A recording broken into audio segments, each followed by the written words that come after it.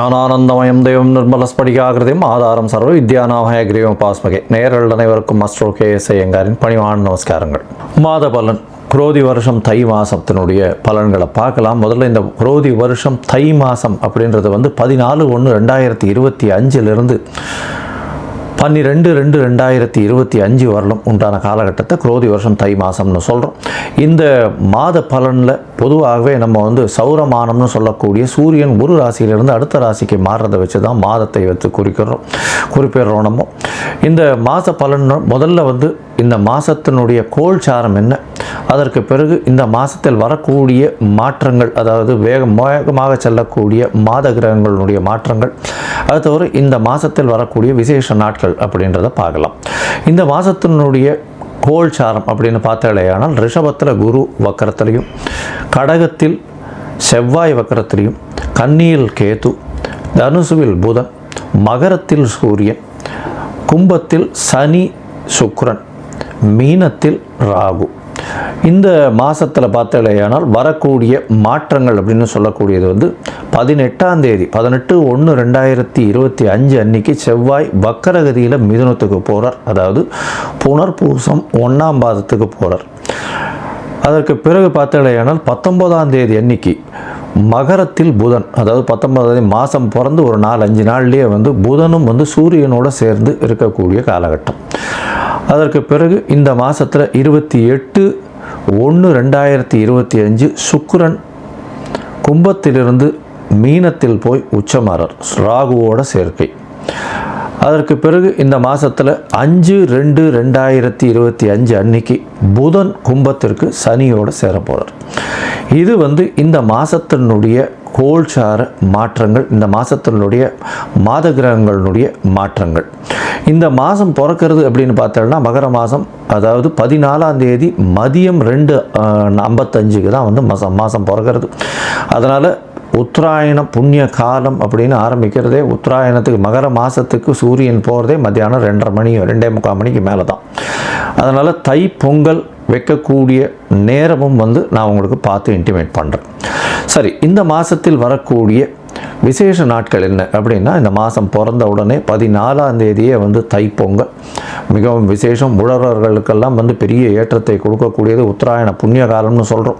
அதுக்கப்புறம் 15ஆம் தேதி மாட்டுப்பொங்கல், காணும் பொங்கல்னு சொல்லுவாங்க. ரிலேட்டிவ்ஸ் எல்லாரையும் கூப்பிட்டு வச்சு, அதாவது ரிலேட்டிவ்ஸ்னால் அக்கா தங்கைகள் எல்லாருமே அந்த காலகட்டத்தில் பிடி வச்சு அதன் மூலியமாக ஒரு என்ன சொல்கிறது, ஒரு ஒற்றுமை, அதை தவிர ஒரு எல்லாருமே ஒன்றா இருக்கக்கூடிய காலகட்டமாக அமையிறது.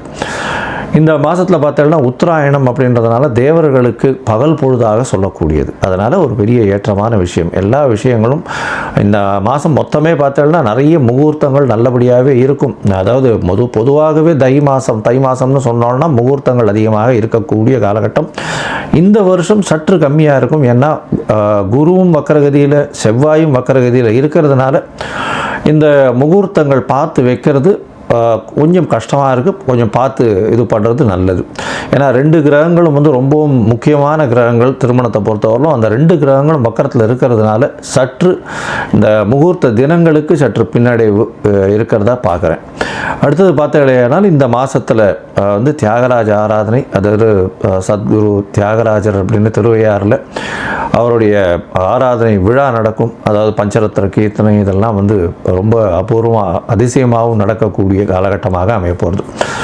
இந்த வருஷம் பார்த்தோம்னா அது தியாகராஜ ஆராதனை 18/1/2025 அன்னைக்கு இது வருது. அதற்கு பிறகு பார்த்தோம்னா 21ஆம் தேதி அன்னைக்கு 21/1/2025 அன்னைக்கு அஷ்டகான்னு போட்டிருக்கும். அதாவது அஷ்டகா அன்வஷ்டகா அப்படின்றது சப்தமி அஷ்டமி நவமி இந்த 3 தினங்கள் மார்கழி தை மாசி பங்குனி இந்த 4 மாதங்களும் தர்ப்பணம் பண்ணுறது. இந்த வருடத்திற்கு 96 தர்ப்பணம்னு சொல்லக்கூடியதில் இந்த 12ம் அடங்கும். அது ரொம்ப முக்கியமான விஷயம். இது தவிர பார்த்தாலேயானால் இந்த மாதம் இந்த தை மாதத்தில் வாஸ்து புருஷன் கண் விழிக்கும் நேரம் வேறு வருது. இது மிகவும் விசேஷமான காலகட்டம். வாஸ்து புருஷன் கண் விழிக்கும் நேரம் அப்படின்னு சொல்லக்கூடியது 9:52 11:22 வரலும் இருக்கக்கூடிய காலகட்டம். இது சுமார் 90 நிமிஷங்கள், அதாவது 1 மணி நேரம் 30 நிமிஷங்கள் இருக்கக்கூடிய காலகட்டமாக இருக்குது. இந்த காலகட்டத்தில் பார்த்தாலேயானால் அதாவது வாஸ்து புருஷன் கண் விழிக்கிறார். கண் விழித்து அவர் வந்து காலை கடன்களை முடிக்கிறார், அதற்கு பிறகு குளிக்கிறார், அதற்கு பிறகு வந்து சாமிக்கு உண்டான பூஜை புனஸ்காரம் செய்கிறார், அதற்கு பிறகு அவர் வந்து சாப்பாடு அதாவது உண்ணும் அதாவது உணவு அருந்துதல், அதற்கு பிறகு தாம்பூலம் போடுதல், இந்த மாதிரி 5ஆக பிரிச்சிருக்கா. இந்த 5 விஷயத்தையும் 18 நிமிஷமாக வந்து இந்த 90 நிமிஷம் பிரிக்கப்பட்டிருக்கு. இந்த கடைசி 18 நிமிஷம் அப்படின்னு சொல்லக்கூடியது வந்து மிகவும் ஏற்றமான காலம் அப்படின்னு சொல்லக்கூடியது. அதாவது ரொம்பவுமே விசேஷமான காலம் அப்படின்னு சொல்லக்கூடியது.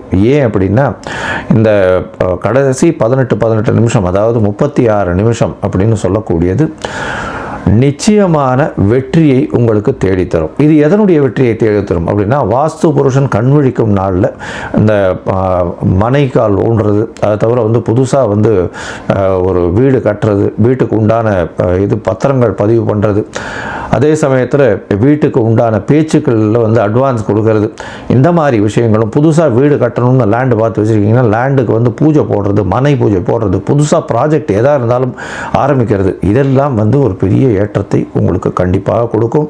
அந்த ப்ராஜெக்டில் எந்த ஒரு பிரச்சனையும் வராத அளவுக்கு நல்லபடியாக நடக்கக்கூடிய காலகட்டமாகவே நிச்சயமாக அமையும். அதற்கு பிறகு இந்த மிகவும் முக்கியமான நாள் அப்படின்னு சொல்லக்கூடியது 29/1/2025, அதாவது தை அமாவாசை, உத்தராயண புண்ணிய காலத்தின் முதல் அமாவாசை. அதாவது தேவர்கள் பகல் பொழுதில் நடக்கக்கூடிய முதல் அமாவாசை. எப்பொழுதுமே தை மாதம், ஆடி மாதம், அதுக்கப்புறம் புரட்டாசி மாதம், இந்த அமாவாசையெல்லாம் ரொம்பவும் விசேஷம். இந்த அமாவாசைகள்லாம் பித்ருக்கள் நம்மளுடைய லோகத்துக்கு வந்து நம்மளோட சேர்ந்து இருக்கிறதா வந்து ஐதீகம். அதனால் வந்து இந்த அமாவாசைக்கு தாய் தந்தையர் இல்லாதவர்கள் கண்டிப்பாக பித்ருக்களுக்கு கொடுக்க வேண்டிய அவர்களுக்கு தர்ப்பணங்கள், அதை தவிர பித்ருக்களுக்கு சேர வேண்டிய விஷயங்களை வந்து பண்ணுறதும், அதை தவிர அருகில் இருக்கக்கூடிய இந்த கோவிலுக்கு போயிட்டு வர்றதும் அதன் மூலியமாக நல்ல ஒரு ஏற்றம் கிடைக்கக்கூடிய காலகட்டம். உங்களுடைய தோஷங்கள் பித்ருக்களுக்கு பண்ணாதது தோஷம் வரும், பண்ணிங்கன்னா நல்ல ஒரு ஏற்றம் வரக்கூடிய வாய்ப்புகள் நிச்சயமாக உண்டு. அடுத்த ஜென்ரேஷனும் நல்லபடியாக இருக்கும். அதை தவிர பார்த்தோம்னா இந்த வருஷம் ரத சப்தமி, அது வந்து 4/2/2025 அந்த அன்னைக்கு வருது. அதாவது சூரியன் தேர்கால் திரும்புறதுன்னு சொல்லுவாள். அந்த ரத சப்தமம் வந்துருத்தோம்னா அதுக்கப்புறம் வந்து உங்களுக்கு ஃபுல் அண்ட் ஃபுல் வெயில் அதிகமாகிட்டே போக ஆரம்பிச்சிடும். இனிமேல் வரக்கூடிய காலங்கள் எல்லாமே வெளிச்சம் ரொம்ப அதிகமாக இருக்கும். லாங் டேஸ் வந்து வரக்கூடிய வாய்ப்புகள், அதாவது டே டைம் வரக்கூடிய வாய்ப்புகள் மிகவும் அதிகமாக இருக்கும். இந்த மாதத்தில் மிக மிக மிக மிக முக்கியமான நாள், ஒரு பெரிய விசேஷமான நாள் அப்படின்னு சொல்லக்கூடியது வந்து பார்த்தாலேயானால் தைப்பூசம். தைப்பூசம் அப்படின்னு சொல்கிறது 11ஆம் தேதி வருது. 11/2/2025 அன்றைக்கி வருது. அதாவது 29 தை மாதத்தில் வருதுன்னு வச்சுக்கோங்களேன், கடைசி நாளுக்கு வருது. தைப்பூசம் அப்படின்றது வந்து முருகனுக்கு அலகு குத்துறது, வேல் சுமக்கிறது, அதை தவிர காவடி சுமக்கிறது, பால் குடம் எடுக்கிறது, இதெல்லாம் நிறைய விஷயங்கள் நடக்கும். ஆனால் தைப்பூசம்னு ஞாபகம் வந்ததுனாலே அதுக்கு முதல்ல ஞாபகம் வர்றது வள்ளலாரனுடைய ஒரு பெரிய விசேஷம், தனிப்பெரும் ஜோதி, அதாவது அருட்பெரும் ஜோதி தனிப்பெரும் கருணைன்னு சொல்லக்கூடியது. அதாவது அணையாத விளக்கு, எப்பொழுதுமே வந்து இன்று வரலும் சாப்பாடு தானமாக கொடுக்கக்கூடிய ஒரு பெரிய இடம் இந்த வடலூரில் இருக்குது. ரொம்ப பெரிய விசேஷம். இன்னி வரலும் அவர் ஏற்றிய விளக்கு இன்னி வரலும் வந்து சாப்பாடு வந்து கொடுத்துட்ருக்காங்க. மிகப்பெரிய அதாவது தர்மம் செய்யக்கூடிய விஷயமாக அது சொல்லப்படுறது. ஏன்னா சாப்பாடு கொடுக்கறதுன்றது அன்னதானம் இருக்கிறதுலே ரொம்பவும் விசேஷம். அதுவும் வந்து இத்தனை வருடங்களாக கண்டினியூஸாக டெய்லி கொடுத்துட்ருக்காங்கன்னா ரொம்ப பெரிய விஷயம். அது வந்து ஃபாலோ பண்ணுறதும் ரொம்ப கஷ்டம், அதை செய்கிறதும் ரொம்ப கஷ்டம். அதை பண்ணிகிட்ருக்காங்க அப்படின்னும்பொழுது மிகப்பெரிய ஆச்சரியமான விஷயம். அண்ட் கண்டினியூஸாக பண்ணுறதுல ரொம்பவும் சந்தோஷம். அவங்களுக்கு பெரிய அதாவது கோடி நமஸ்காரங்களை அவங்களுக்கு நிச்சயமாக தெரிவிக்கணும். இப்போது மேஷம் முதல் மீனம் வரை இந்த தை மாதத்தின் பலன்களை பார்ப்போம். அதற்கு முன்னாடி உங்கள் எல்லோருக்கும் என்னுடைய பொங்கல் திருநாள் நல்வாழ்த்துக்கள். அதை தவிர இந்த உத்தராயண புண்ணியகாலம் நல்லபடியாகவே நல்ல மாற்றங்களோடும் ஏற்றங்களோடும் உங்களுக்கு பிறக்கணும்னு நானும் ஆண்டவனை வேண்டிக்கிறேன். உங்கள் எல்லாருக்கும் ஆசீர்வாதங்கள். இந்த மாதத்தில் பார்த்தாலேயானால் நிறைய முகூர்த்தங்கள் வரணும். ஆனால் இந்த சற்று முகூர்த்தங்கள் கம்மியாக இருக்குது. இளைஞர்கள் கல்யாணத்துக்கு பார்த்து கொண்டிருக்கிறவர்களுக்கு நல்லபடியாக கல்யாணம் வரணும் அப்படின்றத வேண்டிக்கிறேன். சரி, இப்போ மேஷம் முதல் மீனம் வரை உண்டான ராசிகளுக்கு என்னென்ன பலன்கள் அப்படின்றத பார்ப்போம். அதற்கு முன்னாடி என்னுடைய மொபைல் நம்பர் ஸ்க்ராலிங்கில் போயின்னு இருக்கும். உங்களுக்கு ஒருவேளை ஏதாவது அஸ்ட்ராலாஜிக்கல் கன்சல்ட் தேவைப்படுமையாயின் நீங்கள் எனக்கு ஃபோன் பண்ணுங்க. உங்களுடைய date, time, place of birth, உங்களுடைய அதாவது பெயர், உங்களுடைய தாய் தகப்பனார் பெயர் வரலும் எனக்கு அனுப்புங்க. என்னுடைய கட்டணம் என்னன்னு சொல்கிறேன், அந்த கட்டணத்தை அனுப்புங்க. அதற்கப்புறம் வந்து நீங்கள் உங்களுடைய ஜாதகத்தை போட்டுட்டு அதில் சந்தி இருக்கான்றதை பார்த்துட்டு, பொதுவாகவே நான் பார்க்கும்பொழுது அந்த சந்தியிலேயே வந்து நிறைய பேர் வந்து சந்தியிலேயே வந்து ராசி தெரியாமையோ நட்சத்திரம் தெரியாமையோ இருக்கா. ஏன்னா மிருகசீரிஷ நட்சத்திரம் ரிஷபத்திலையும் வரும், மிதுனத்திலையும் வரும். விசாக நட்சத்திரம் பார்த்தீங்கன்னா துலாத்திலையும் வரும், விருச்சிகத்திலையும் வரும். அந்த மாதிரி உடைந்த நட்சத்திரங்கள் 2 ராசியிலையும் வரும். அதனால் எந்த ராசினே தெரியாமல் இவ வாட்டுக்கு 40-50 வயசு வரலும் வந்து மிருகசீரிஷம்னு ரிஷப ராசிக்கு வந்து அர்ச்சனை பண்ணிட்டு இருப்பா. ஆனால் ரிஷப ராசியில் இருப்பாள். அதாவது மிதுன ராசிக்கு அர்ச்சனை பண்ணிட்டு இருப்பா, ரிஷப ராசியில் இருப்பாள். அந்த மாதிரியான நிறைய மாற்றங்கள் இருக்குது. அதனால் இதை தெரிஞ்சுக்கோங்க முதல்ல. அதுக்கப்புறம் உங்களுடைய தசாபுக்தி அந்தரம் சூக்ஷ்மம். ஏன்னா எந்த ராசியோ அதே மாதிரி லக்ன சந்தி இருந்துருத்துனா அந்த லக்னம் சந்தியாக போச்சு ஆனால் நிச்சயமாக அந்த லக்னத்தின் சுபர் வேறையாக மாறிடுவார். அதனால் உங்களுக்கு நல்ல காலம் நல்லா நடந்துட்டுருக்கு, தசை நல்லா நடந்துட்டுருக்கு நீங்கள் நினச்சிட்டு இருப்பீங்க, அந்த தசை நல்லபடியாகவே இருக்காது. அதனால் இன்றைய காலகட்டம் எப்படி இருக்குது, அதை தவிர இன்றைய கோல்சார பிரகாரமும் உங்களுடைய தசாபுக்தி அந்தரம் சூக்ஷ்மம் பிரகாரமும் என்ன ஒரு பலன் இருக்குது அப்படின்றத பார்த்து உங்களுக்கு சொல்கிறேன்.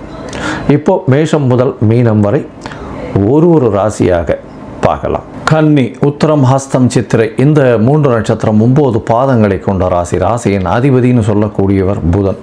உங்களுடைய ராசிக்கு 3ஆம் இடத்துல 4ஆம் இடத்துல இந்த மாதம் ஆரம்பிக்கும் போதுலேருந்து இருக்கார்.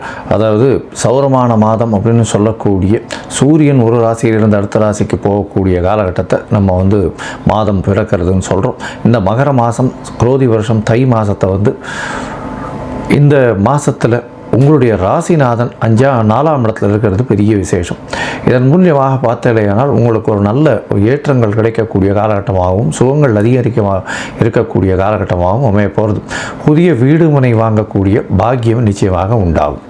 உங்களுடைய ராசிக்கு பார்த்தலையானால் பொதுவாகவே இந்த மாத கிரகங்கள்னு சொல்லக்கூடியது சூரியன், புதன், செவ்வாய் மற்றும் சுக்கிரன் இந்த 4 கிரகங்களுடைய மாற்றங்களை வச்சு சொல்லுவோம். ராசியிலேயே கேத்து இருக்கிறதுனால உடல்நலத்தில் சற்று கொஞ்சம் ஜாகிரதையாக இருக்கிறது நல்லது. மென்டல் ஸ்ட்ரெஸ் அதிகமாக இருக்கும். ஒரு சின்ன மனசில் பயம் கலந்து இருந்து கொண்டே இருக்கும். ஏதாவது விஷயங்கள் ஆகுமா ஆகாதான்றது ஒரு மனக்லேசங்கள் இருந்து கொண்டே இருக்கும். உங்களுடைய ராசிக்கு பார்த்தலையானால் 5ஆம் இடத்துல வந்து சூரியன் இருக்கிறது ரொம்ப விசேஷம். 12ஆம் அதிபதியாக இருந்தாலும் 5ஆம் இடத்தில் போய் சூரியன் இருக்கிறதன் மூலியமாக நல்ல ஒரு ஏற்றம் கிடைக்கும். குழந்தை பிராப்தி கிடைக்கக்கூடிய வாய்ப்புகள் உண்டு. உங்களுக்கு புதிய பதவி, புகழ், அந்தஸ்து, கௌரவம்லாம் வரக்கூடிய வாய்ப்புகள் நிச்சயமாக உண்டு. ராசிக்கு 6ஆம் இடத்தில் சுக்கிரனும் சனியும் சேர்ந்திருக்கக்கூடிய காலகட்டம். 2-9 அதிபதியான சுக்கிரன் உங்களுடைய ராசிக்கு 6ஆம் இடத்துல இருக்கிறது பெரிய விசேஷம். வேலை செய்யும் இடத்துல உங்களுக்கு ப்ரமோஷன் கிடைக்கும். வேலை செய்யும் இடத்துல இன்க்ரிமெண்ட் கிடைக்கக்கூடிய வாய்ப்புகள் உண்டு. புதிய வேலைகளும் கிடைக்கக்கூடிய வாய்ப்புகள், வேலையில் மாற்றங்கள் ஏற்படக்கூடிய வாய்ப்புகள் நிச்சயமாக இருக்கும்.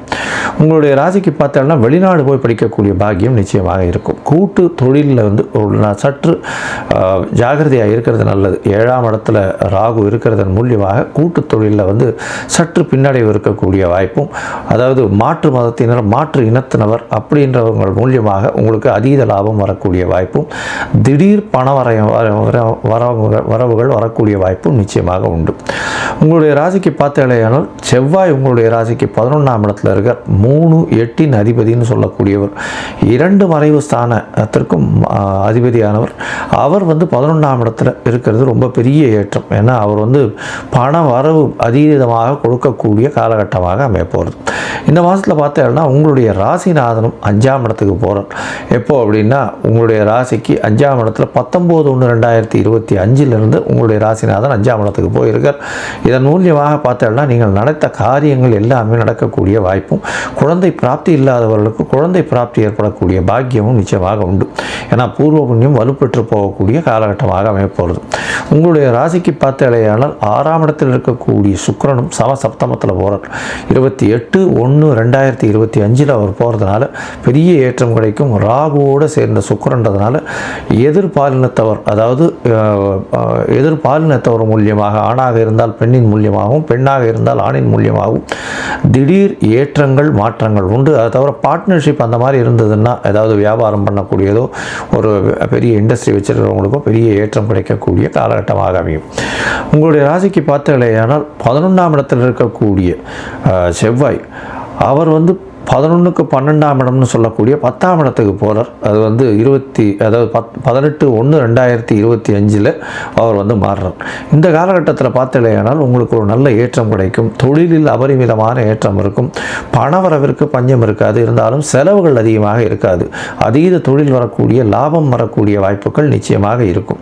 இதை தவிர பார்த்தாலேயானால் உங்களுடைய ராசிக்கு 5ஆம் இடத்தில் சூரியனும் புதனும் சேர்ந்து இருக்கக்கூடிய காலகட்டமாக இருக்குது. இந்த காலகட்டத்தில் நல்ல ஒரு ஏற்றம் கிடைக்கக்கூடிய வாய்ப்புகள் மிகவும் அதிகம். உங்களுடைய ராசிக்கு பார்த்தாலேயானால் சப்தமத்தில் சுக்கிரன் போகும்போது பரிவர்த்தனை யோகம் மாறுது. 7ஆம் அதிபதியும் 9ஆம் அதிபதியும் பரிவர்த்தனை வரக்கூடிய காலகட்டமாக அமைகிறது. இதன் மூலியமாக பார்த்தோம்னா எதிர்பாலினத்தவர் மூலியமாக நல்ல ஒரு ஏற்றம் இருக்கும். தந்தையின் மூலியமாகவோ தந்தையின் சொத்துக்கள் வழியாகவோ பெரிய ஏற்றங்கள் கிடைக்கக்கூடிய காலகட்டமாக அமையப்போகிறது. இதை தவிர உங்களுடைய ராசிக்கு பயல் படிப்பு படிக்கணும்னு வெளிநாட்டுக்கு போகணும்னு பார்த்துட்டு இருக்கவாளுக்கு பெரிய ஏற்றம் கிடைக்கும். தொழிலில் அபிவிருத்தி, பெரிய ஏற்றம் கிடைக்கக்கூடிய காலகட்டம். அதை தவிர பணவரவிற்கு பஞ்சம் இருக்காது. எதிர்பாலினத்தவர் மூலியமாக நல்ல ஒரு ஏற்றம். திருமணத்திற்கு பார்த்து கொண்டிருப்பவர்களுக்கு நல்ல ஒரு ஏற்றம். குழந்தை பிராப்தி ஏற்படக்கூடிய பாக்கியம். புதிய வீடு மனை வாங்கக்கூடிய வாய்ப்புகள். அதை தவிர புதிய தொழிலில் ஈடுபாடு கொள்ளக்கூடிய வாய்ப்புகள் நிச்சயமாக இந்த மாதம் அமையக்கூடும். இந்த மாதத்தில் இந்த கன்னியா ராசிக்காரர்கள், அதுவும் சாஃப்ட்வேர், ஹார்ட்வேர், அதை தவிர இந்த கணினி சம்பந்தப்பட்டமாக, அதை தவிர மென்பொருள் சம்பந்தப்பட்டதாகவும், அதை தவிர இந்த 2G 3G இந்த மாதிரியான இதில் இருக்கிறவங்க, அதை தவிர காற்று ஒலி இந்த மாதிரி சத்தத்தில் வச்சு இருக்கக்கூடியவர்கள், இவர்களுக்கெல்லாம் பெரிய ஏற்றம். அதை தவிர இந்த இது மியூசிக்கல் இன்ஸ்ட்ருமெண்ட்ஸ் பண்ணுறவங்க, இன்ஸ்ட்ருமெண்ட்ஸ் வாசிக்கிறவங்க, அவங்களுக்கு பெரிய ஏற்றம். ஆர்ட் டைரக்டர்ஸுக்கெல்லாம் பெரிய மாற்றங்கள் இருக்கக்கூடிய காலகட்டமாக இருக்குது. இந்த மாதத்தில் உங்களுடைய முயற்சிகள் எல்லாமே வெற்றி பெறும். இருந்தாலும் சில நாட்கள் தள்ளி வைக்கிறது ரொம்பவும் நல்லது. அந்த சில நாட்கள்ன்றது சந்திராஷ்டம காலம்னு சொல்கிறோம். இந்த சந்திராஷ்டம காலத்தில் புதிய முயற்சி வேண்டாம், வெளியூர் வெளிமாநில பிரயாணம் வேண்டாம்னு சொல்கிறோம். ஒருவேளை நீங்கள் பண்ண வேண்டி இருந்ததேயானால் சந்திரனுக்கு உண்டான எளிய பரிகாரம்னு சொல்லக்கூடியது, அருகில் இருக்கக்கூடிய கோவிலில் உங்களால் முடிஞ்ச அளவு அரிசியோ நெல்லோ தானம் கொடுத்துட்டு போகிறதுனால, பச்சரிசியோ நெல்லோ தானம் கொடுத்துட்டு போகிறதுனால சந்திராஷ்டமத்தின் தாக்கம் குறையும். இந்த மாதம் பார்த்தாலேயானால் உங்களுக்கு எல்லா விதமான ஏற்றங்களும் இருக்குது. நீங்கள் கண்டிப்பாக இந்த சந்திராஷ்டம நாட்கள் அப்படின்னு சொல்லக்கூடியது 4ஆம் தேதியிலிருந்து 4/1/2025 6ஆம் தேதி காலை ஒரு 4:30-5 மணி வரலும் இருக்குது. இந்த காலகட்டத்தில் புதிய முயற்சிகள் வேண்டாம், வெளியூர் வெளிநாளில் பிரயாணங்கள் வேண்டாம்னு சொல்கிறோம். இந்த கன்னியா ராசிக்காரர்கள் அருகில் இருக்கக்கூடிய லக்ஷ்மி நரசிம்மரை போய் சேவிச்சுட்டு துளசி தானமும் துளசி மாலையும் கொடுத்துட்டு வர்றதுனால எல்லாவித ஏற்றமும் மாற்றமும் உங்கள் வாழ்வில் நிச்சயமாக வரும்.